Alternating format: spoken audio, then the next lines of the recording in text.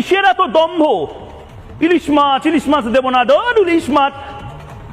আমরা ডায়মন্ড হারবারের ইলিশ খাবো, আমরা দীঘার ইলিশ খাবো, আমরা গুজরাটের ইলিশ খাবো, মুম্বাইয়ের ইলিশ খাবো। ইলিশের জায়গায় আরো 101 রকমের মাছ। আপনারা কলকাতার বাজারে আসেন, আপনাদের খাওয়াবো। মোহাম্মদ ইউনূস 1200 রকমের মাছ খাওয়াবো, মাংস খাওয়াবো, সব খাওয়াবো, কিন্তু এই পদ্মার ইলিশ খাবো না, যাতে হিন্দুর রক্ত লেগে আছে, যাতে চাকমার রক্ত লেগে আছে। আর কিসের কথা বলছেন? বড় বড় কথা।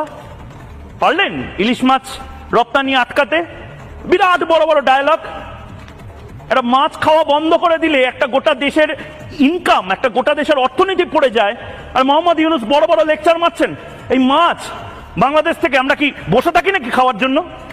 আমাদের নিজের দেশে যে পরিমাণ ইলিশ এখন আসছে, আমরা তাতে খুশি। আপনারা থাকেন মোহাম্মদ ইউনূস, মাছের আড়তে বসে বসে ভাবেন